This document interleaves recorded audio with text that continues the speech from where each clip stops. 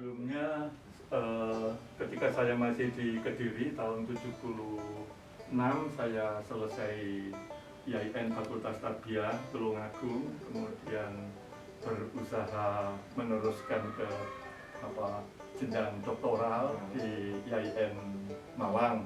Usaha selama 1 tahun gagal. Kemudian ketemu dengan Pak Adnan Latif yang dulu adik kelas saya di BGA. Pak Adnan mengatakan, Mas Effendi sampeyan gak iso nerus nih yang gede doktoral IAIN, sampai nerus nih yang jurusan bahasa Inggris saya. Akhirnya saran itu saya iakan, saya ujian dan saya lulus. Kemudian saya berpamitan pada ayah ibu saya, direstui. Kemudian setelah itu saya membuat surat pernyataan mengundurkan diri dari guru agama dan guru bahasa Inggris di SMP Keras itu.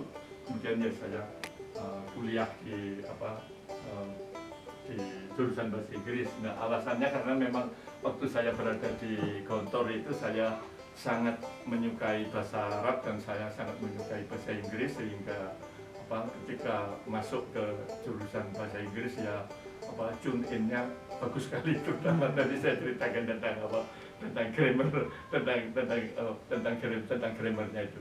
Ya. Kemudian yang kedua, kenapa saya jadi dosen itu sebenarnya saya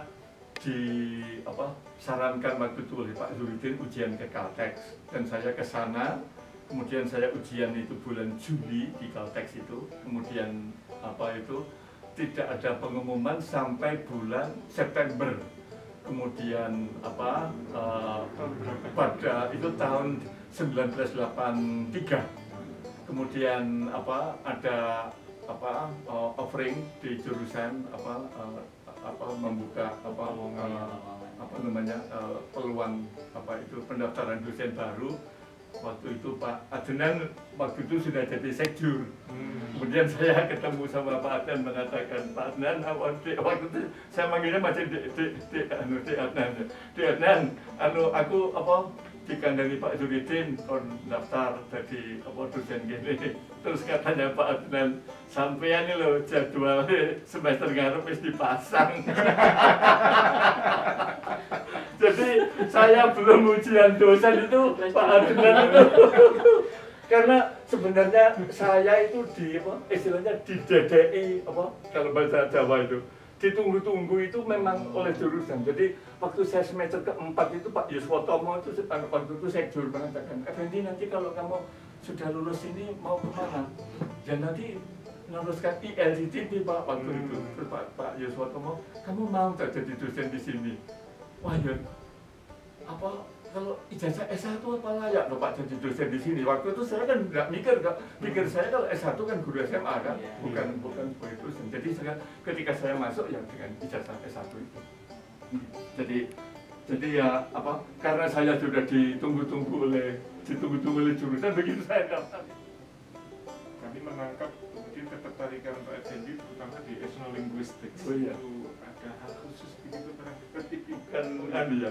Waktu saya masuk etno itu bukan etnolinguistik ya. Jadi semula ketika saya nulis disertasi kan saya pikir karena saya menyukai sinteks, menyukai Chomsky, saya pikir untuk disertasi insya Allah bisalah saya menulis Chomsky sinteks.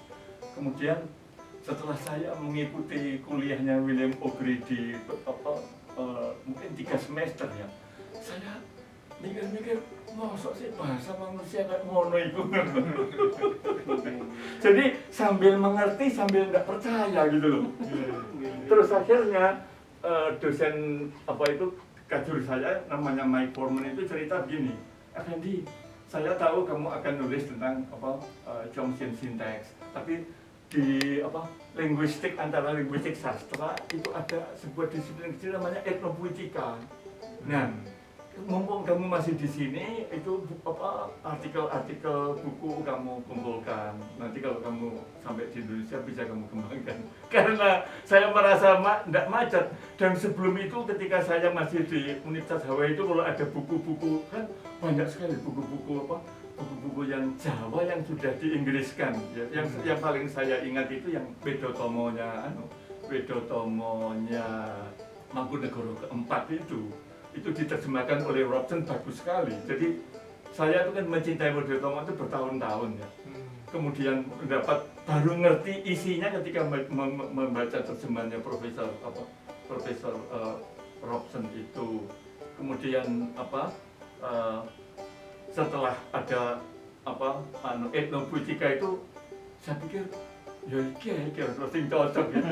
Akhirnya ya saya merasa itu cocok. Kemudian Mike Foreman mengatakan ya kalau kamu mengerjakan ini ya pembimbingnya saya. Kemudian saya ngomong sama pembimbing lainnya ya akhirnya saya. Jadi saya memulainya dari etnopoetikanya itu. Ya, karena itu kan disertasi saya kan data mentahnya kan narasi pengantin Jawa itu. Kemudian setelah narasi pengantin Jawa itu saya baru masuk ke bangsanya Tembang, kemudian Condro Sengkolo, kemudian Wangsalan dan dan yang lain-lain. Kemudian juga melihat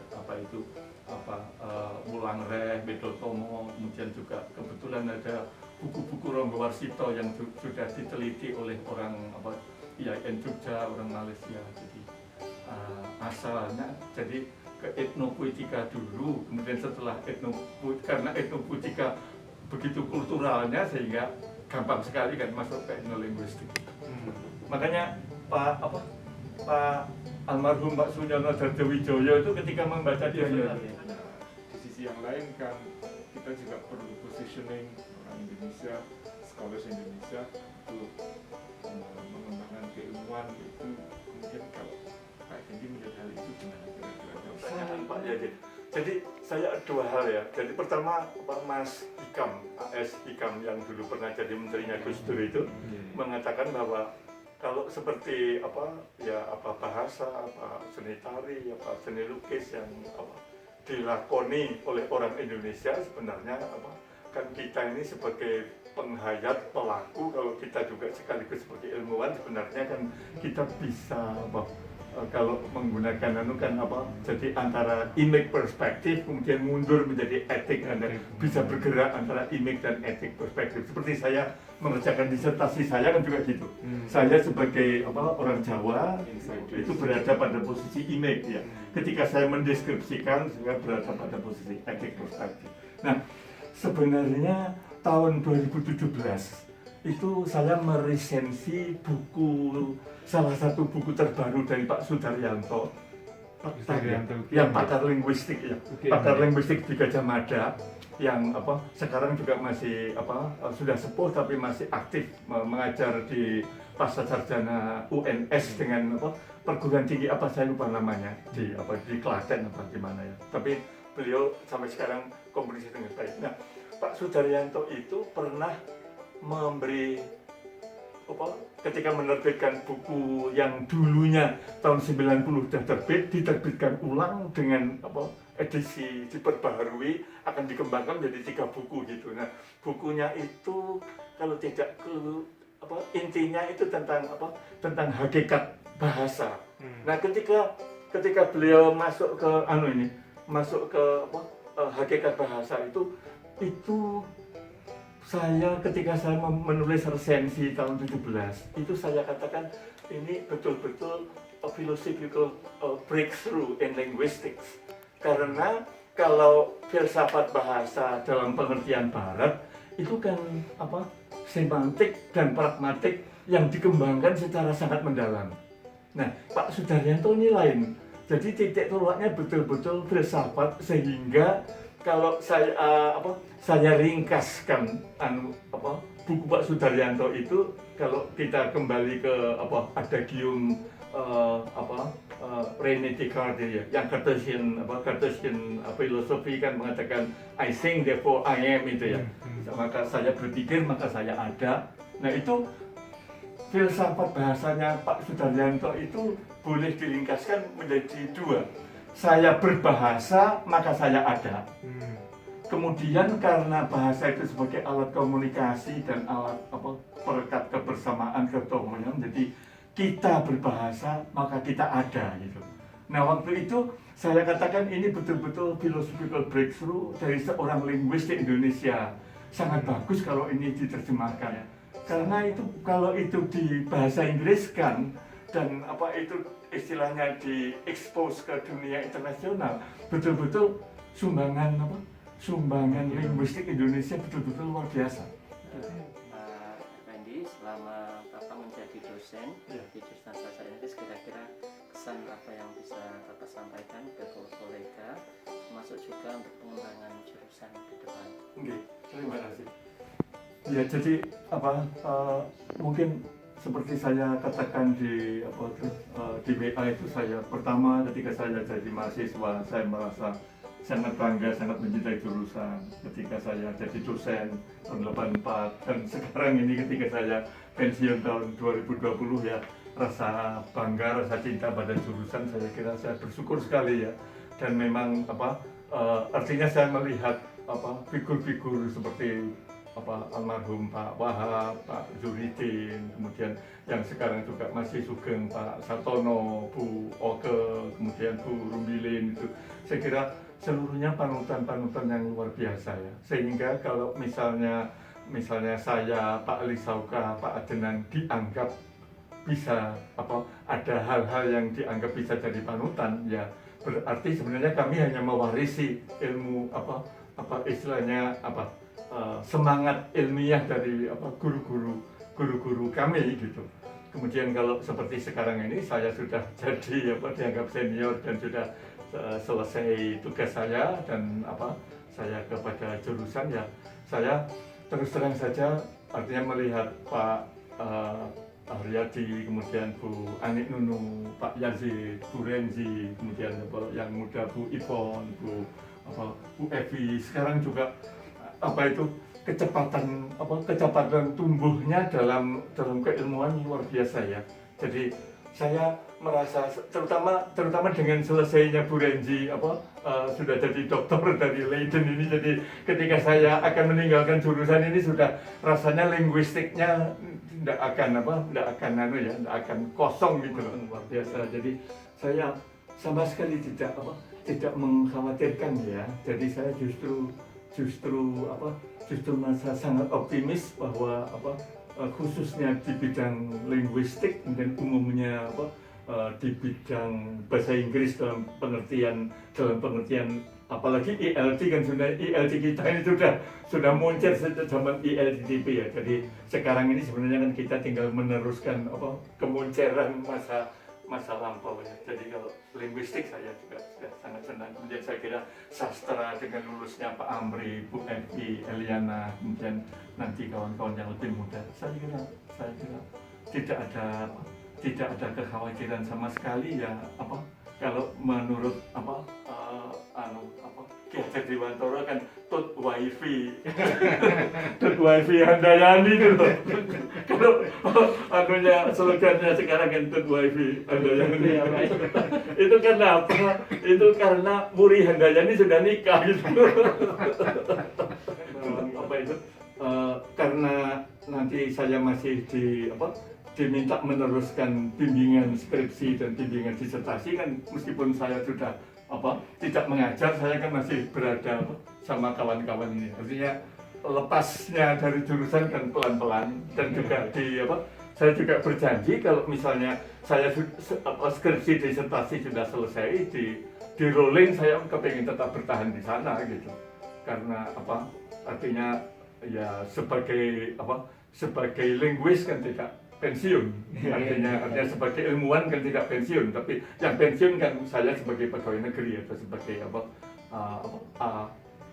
ASN ya, aparatur sipil negara. Ya saya kira begitu. Jadi sebenarnya ya isinya tetap kecintaan, kebanggaan, tentu harapan-harapan yang besar, dan saya kira orang-orang muda ini sudah seperti go internationalnya sudah luar biasa. Dan mungkin kalau saya boleh menyesalkan diri saya sendiri, ketika disertasi saya yang dipuji banyak orang itu tidak sempat terbit jadi buku, itu salah satu sebabnya ternyata pembimbing saya itu tidak berkarya ilmiah, pembimbing utama saya. Makanya kalau saya sendiri, barangkali yang bisa saya sampaikan, mudah-mudahan saya diberi kesehatan, umur panjang, masih kepingin nulis sebenarnya saya. Tapi tentu bukan untuk publikasi artikel ya. Saya punya rencana menulis buku, tapi saya kira supaya tidak menjadi beban moral, tidak usah saya ceritakan buku apa gitu, tapi mudah-mudahan saya masih bisa menghasilkan buku yang utuh gitu loh. Karena 2 buku saya itu kan buku kumpulan artikel ya. Kalau maksud saya masih kepingin menulis kalau mudah-mudahan masih punya energi untuk menulis buku gitu. Dan kalau misalnya menulis buku nanti kan linknya kan juga tetap misalnya minta apakah itu co-authoring, apakah itu minta atau minta misalnya editing atau apa ya, kan kembali ke rolling lagi. Iya. Jadi saya artinya sebenarnya agak lucu juga kalau dikatakan artinya pensiun saya tuh kaki saya satu di luar, satu di dalam. Ya minta maaf, tapi karena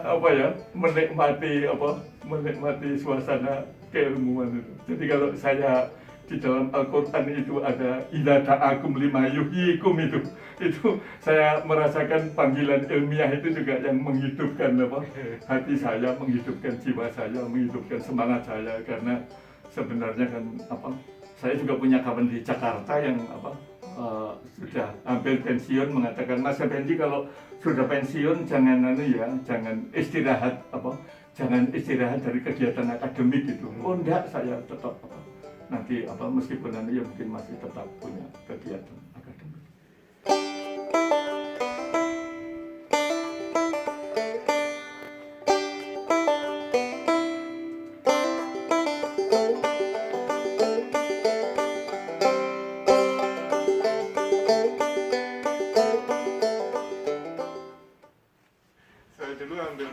Schools of Linguistics di pengajarnya Pak Effendi tahun 2003 di program S3 Pendidikan Bahasa Inggris di Universitas Negeri Malang. Dan yang paling berkesan adalah bahwa saya mendapat pemahaman khususnya dari kala itu ketika Pak Effendi menjelaskan hal terkait dengan Chomsky yang berurusan dengan the theorization of language, istilahnya kontribusi Chomsky dalam menteorisasi bahasa. Suharyadi, saya pernah mengambil mata kuliah linguistik, lupa nama spesifiknya, waktu studi S3 sekitar tahun 2010 di Universitas Negeri Malang. Hal yang berkesan itu adalah ketika beliau itu menerangkan tentang hubungan antara kata dengan makna. Itu sangat indah sekali dan mudah saya pahami. Berkali-kali saya membaca buku linguistik itu hanya susah dipahami, dan ketika beliau membuat contoh dari sehari-hari itu saya merasa tidak lagi sesuatu yang ditakuti, tapi hal yang menantang begitu.